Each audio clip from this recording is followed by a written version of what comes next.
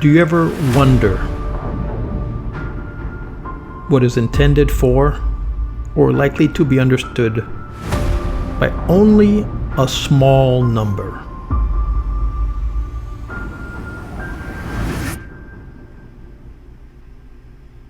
The traditional beliefs, customs, and stories of a community.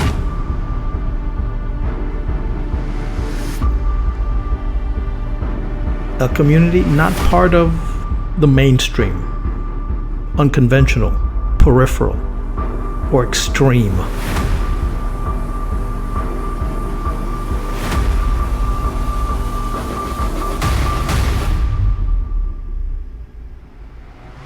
Part of an anthology, a published collection of poems or other pieces of writing.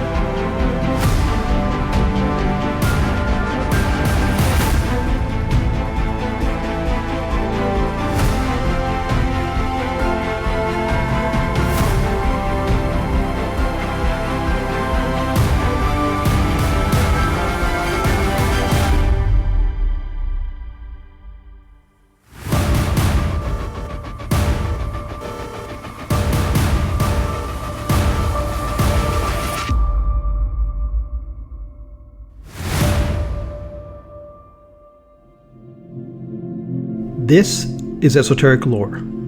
I'm your host, Edward Aponte, where I push you to ponder the fringes of folklore.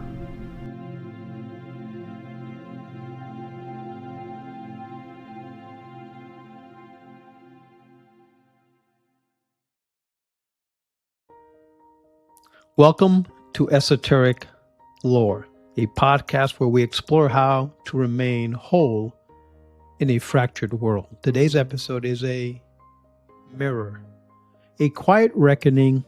We're diving today into how people psychologically and spiritually respond to systems of control, distortion, and surveillance, what we might call an Orwellian society. In such a world, truth becomes fragile, language is weaponized, eyes are always watching, and the human spirit, it must choose how to survive and hopefully how to stay awake. Across this landscape, we meet three archetypes. Let's meet the first one, the ostrich. Second of all, the observer. Thirdly, the operational. Let's begin with the ostrich. The ostrich is not a coward. She's exhausted, overwhelmed, so she does what instinct has wired her to do: bury her head, protect the heart. The ostrich responds to authoritarianism with emotional withdrawal. She avoids news, numbs out with distractions, and tells herself it's not that bad. But there's the paradox. The more she avoids, the more the system thrives, because in a society ruled by propaganda and fear, passivity becomes permission. Still, we must not judge her. Sometimes the ostrich is in a trauma response. She needs healing, not scolding. And sometimes the ostrich is all of us. On the day we scroll instead of act, on the days we know but say nothing, are you the ostrich? Second of all, let's talk about the observer. The observer is the one who reads between the lines. She tracks patterns of power and deception with sharp clarity. The observer doesn't hide, but she doesn't confront either. She maintains a delicate neutrality, holding space between despair and action. In an Orwellian term, she is Winston before the rebellion, still sitting in the cafe, eyes open, trying to hold on to memory and meaning. The observer's gift is discernment. Her challenge, not becoming numb, because constant awareness without agency is its own prison. It breeds cynicism, inaction, emotional paralysis. But when refined, the observer becomes a living archetype of truth, consciousness that refuses to forget. Thirdly, we look at the conscientious operational resistor.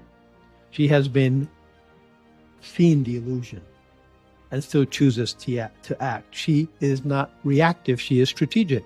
The operational responds to the Orwellian system by mapping its terrain, studying its language, and quietly building parallel structures. She encrypts her communication. She grows her own food. She teaches others how to think critically, even if she does so in whispers. Her resistance is not loud, it's effective. She knows surveillance, watches the loudest voices first, so she learns how to move like water. The operational person lives by a different clock. She knows freedom is not a weekend protest. It's a lifetime of small, sovereign choices. The cycle within all of us. So, who are you? Are you the ostrich, seeking safety in the sand? The observer watching the winds shift? Or are you operational, quietly planting seeds? The truth is, we carry all three. Some mornings we wake as ostriches. By noon become observers, and others, sometimes with enough courage and clarity, we go operational. The point isn't to shame where we are, it's to know where we stand. Because awareness is a compass. And in an Orwellian world, you must keep your compass clean. So how do you stay human? If you remember nothing else from today's episode, remember this. The most revolutionary act is a controlled world. It's not anger, it's clarity. It's kindness. It's remembering what it means to be human. The system can track your keystrokes, can rewrite history, it can even outlaw language, but it cannot touch the still sovereign center of you unless you forget that it exists. So take time today, unplug, observe, breathe, and ask yourself, what kind of human am I becoming under pressure? Because that's where freedom begins, not with permission, but with presence. Thanks for being here with me today on Esoteric Lore. If this reflection spoke, share it with someone whose light you trust. Till next time, observe wisely, choose consciously, and act with care.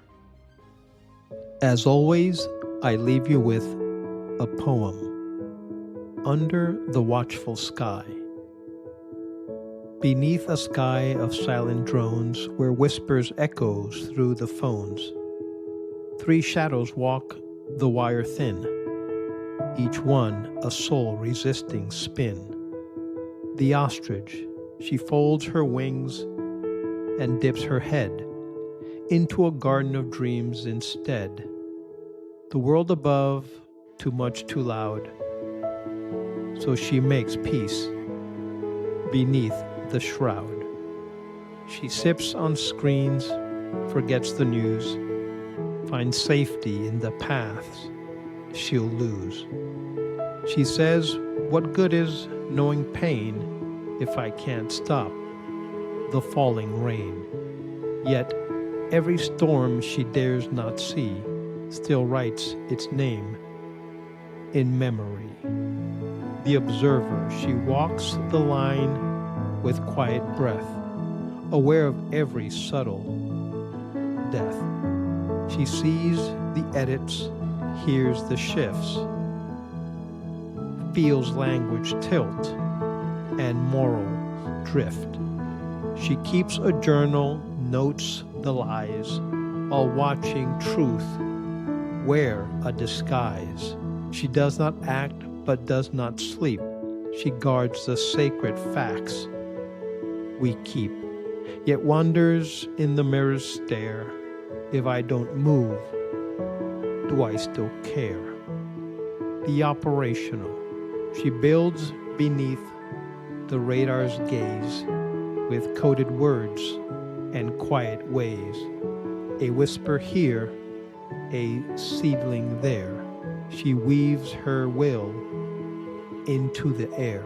She knows the rules and bends them right, her freedom forged in shadowed light. She teaches others how to breathe when walls are eyes and trust must seethe. Not loud, not lost, not ever still, she turns survival into skill. 3 faces in one frame, and sometimes one becomes the next. As fear and fire rearrange the text, we all have days we dig, observe, or hold the line with quiet nerve. So ask yourself beneath this sky, where truth is taxed and silence buys, which mask today protects your core? Which path will free you more and more? For freedom isn't loud or grand, it's simply this: to understand.